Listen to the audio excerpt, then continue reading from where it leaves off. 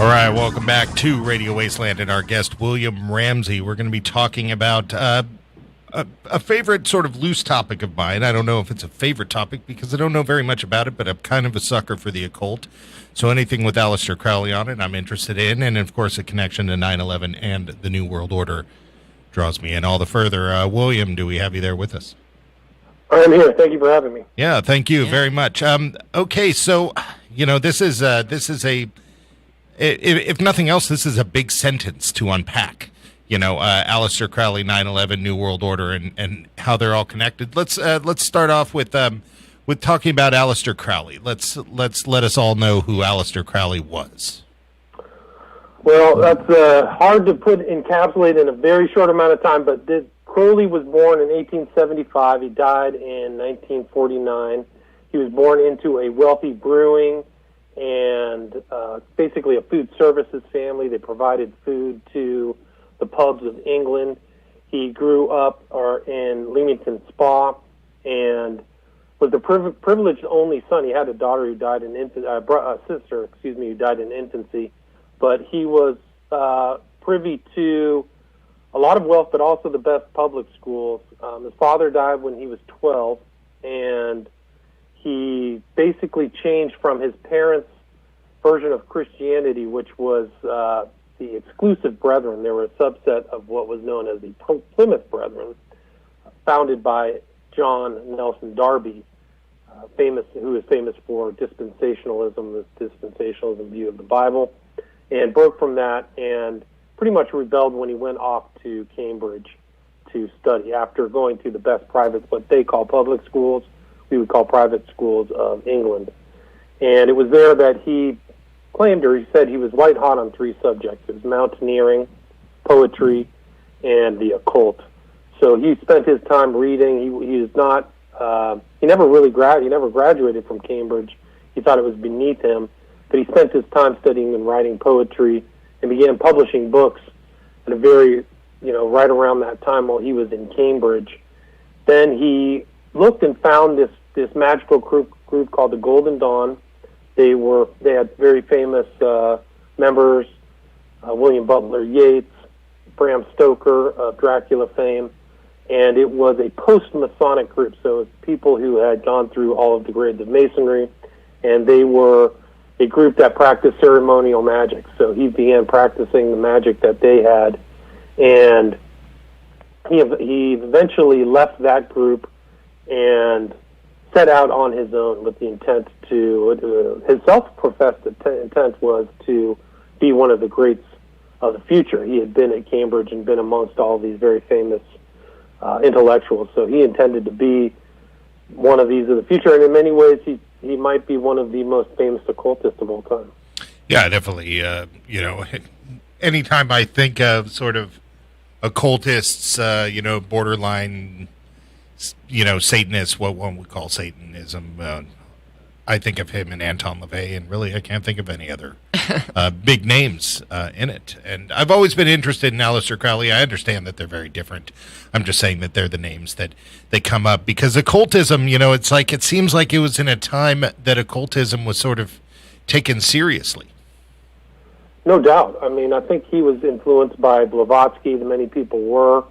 She had written these books, and there was also this influx of ideas from the East, so concepts from India, China, occult concepts, and they were being integrated into the West, and Crowley was one of the people who did do that. He traveled, in an early time before plane flight, he circumnavigated the globe twice and was spending a lot of time in India to do his two most famous climbs, which were Kanchenjunga. He had to go to India, and the other one I think is K2. He had to go to India and travel through India, and there he would always be absorbing ideas from Buddhism and yoga. So all of these ideas were really coming back to the West, and then being kind of put into the melange of these new kind of religious movements, of whom Crowley was definitely, I think, one of the more influential ones. So I think a lot of people would say that he was one of three things. Either he was crazy, a charlatan, or he was genuine, or he was genuine. be that magic or his own belief system. Which do you think he really falls into? I think he was all three. I think he was part charlatan. He was also part serious.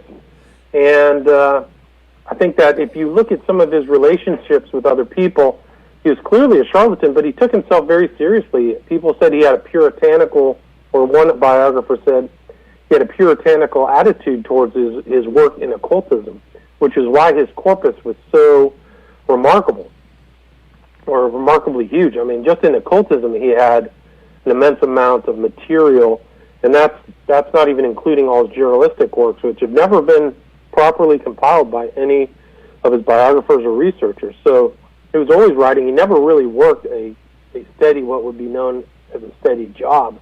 He relied upon his family income until he depleted that, and then grifted or sponged off his followers looking for checks monthly, even all the way till his death. So that afforded him so much time to partake and be involved in his interests. But yeah, he was part charlatan, but I think he was very serious. I mean, he called himself a prophet of the new aeon. He believed he was the prophet of this being who dictated to him the book of the law in 1904, and he was the only proper interpreter of that book, this received book that is in three parts that happened to him while he was in Egypt. So he definitely had a serious part of him, but also you could tell that he was very manipulative, and I mean, he was partially crazy. I mean, there's decent amounts of information that he was in a mental institution. Two people who were pretty well known, Arthur Miller and a diarist by the name of Anais Nin, both said he was in a mental institution later on in life in Switzerland. And he clearly had very strange behaviors. I mean, he would brand his women, the Scarlet Women, this magical partners, with a literal brand representing the mark of the beast on their chest. So there was a significant amount of women who had that. He punched one woman in the eyeball, broke her eye socket. He told one of his followers to take out an insurance policy with him as a beneficiary, and then killed himself so that he could have money to pursue the great work. Man, so you could see all of these. One and, committed he was involved in eating human bodily emissions, all kinds of strange stuff. Yeah, man, that is one committed follower. That's very committed. And the guy actually did. His name was Mudd. He actually did end up committing suicide, but not giving Crowley his. And then Crowley left in his wake madness, suicide, and death. Most of his followers either ended up one of those unfortunate types.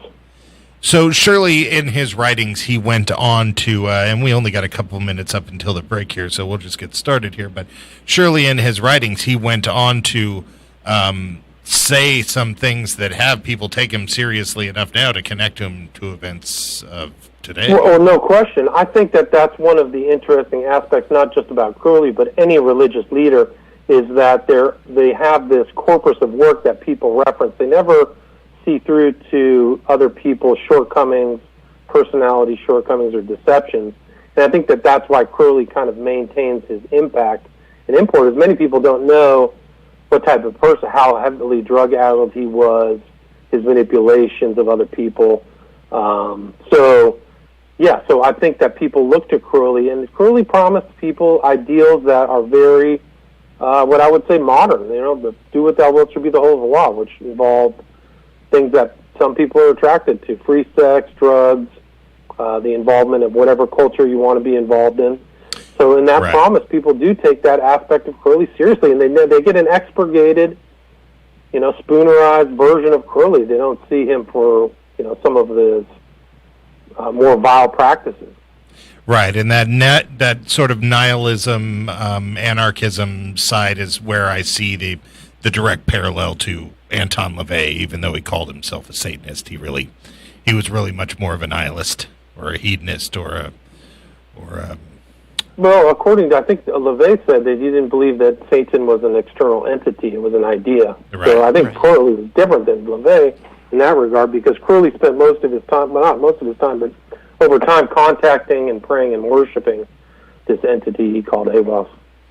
So he was worshiping the dark side, even though he was raised Christian and following that stuff. He eventually was worshiping the dark side. Well, I think from a Christian perspective, no doubt. I think from his aspect, he believed that Christianity was something to fight against. He believed, any means necessary to overthrow. He actually wanted to replace Christendom with Crowleyanity. So he would use terms that takes a while to understand, but the Black Brotherhood was Christendom. That's what he would refer to them. So, weird. And in time, he definitely exposed who this A was being. He said it was Lucifer, the Satan of this part of the starry galaxy. So he was just a Satanist with a lot of blinds. He was very intelligent, so he was able to conceal the real foundations of his work. But one of his things was to overthrow Christianity. So I would say all of his ideas are dark-sided. Right. Numerology, concepts, and do what thou wilt over all things. It was very selfish and self-centered. It's kind of as very consonant or similar to the principles of magician, where you're at the center of the universe. All right. Well, we are coming up on break here. We're listening to William Ramsey. We're talking about Prophet of Evil, Aleister Crowley, 9/11, and the New World Order. When we come back, I'm going to find out from you, William, really where that connection is with 9/11 and the New World Order. You're listening to William Ramsey here on Radio Wasteland. Come on back.